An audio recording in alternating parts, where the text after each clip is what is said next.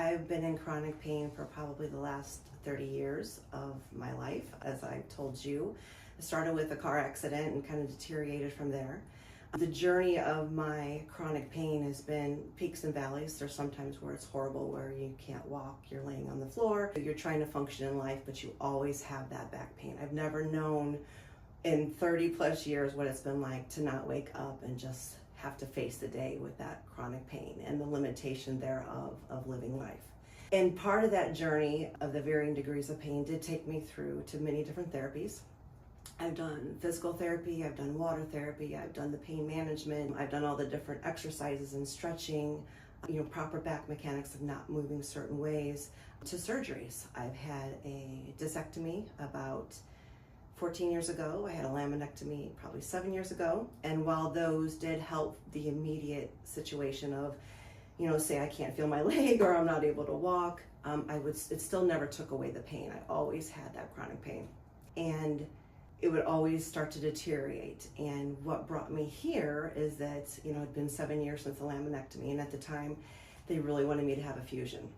And they warned me at the time, you need to have this fusion. And at the time I was, in my early 40s, and I didn't want to do it. I protested profusely, and they agreed on the laminectomy. And while that did help, my back's been deteriorating again. Every day still chronic pain, but deteriorating to the point where I would have the back outages, which to me, when I call back outage, that I can't, I work in IT for a living and I sit at a desk. I couldn't even sit at a desk. You can't sit up. You never mind walking anywhere. So I'd literally be laying in my bed, calling in to my doctor to get a steroid pack, start taking those, and then 5-7 days later, I then am able to get up. What brought me here is that I know in the back of my mind, I still have this looming, you're gonna have to get a fusion, you're gonna have to get a fusion, and I just don't wanna go through that. I have my research, and it hasn't always had a great outcome. Yeah. My sister, she told me about you. She recently suffered a back injury from doing, and she told me about you, how much you got her back to functioning. And she's been telling me over and over about how great you are, but I had a pretty negative experience long ago before one of my surgeries, where I went there and I couldn't walk afterwards. They were very aggressive with me, and I had to call someone to come get me. So I was dubious always about that. So I finally listened to her because my back outages were going more and more, and my sleep had deteriorated to the point where I was never getting great sleep. I would always be waking up every hour and a half, laying in the fetal position.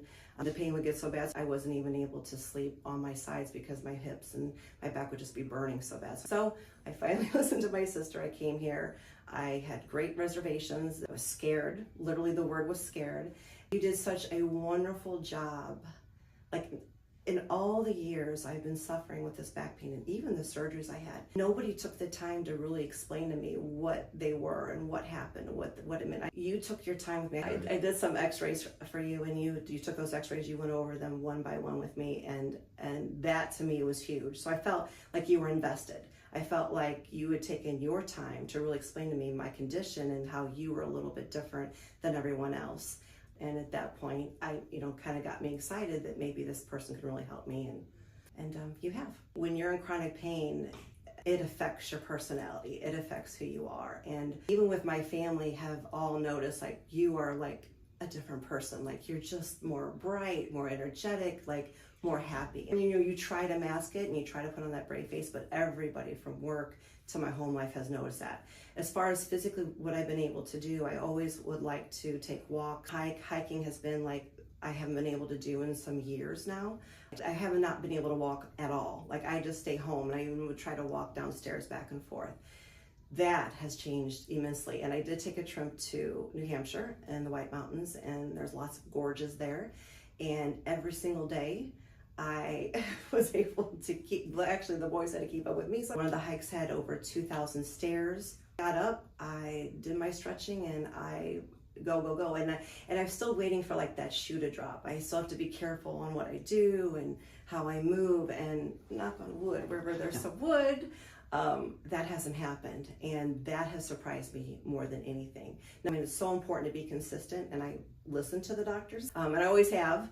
And I do my part, and what you're telling me is actually working. So it's, yeah, I've been able to do much more physically. I'm feeling much more able to move around. Even my vacuuming and like picking up, and I can bend down and pick up something off the floor and not in my mind be like, oh, be careful. I used to always go straight down to my knees, pick it up, and then stand up. I'm actually bending now. I've definitely walking and hiking and just moving around my house just has changed.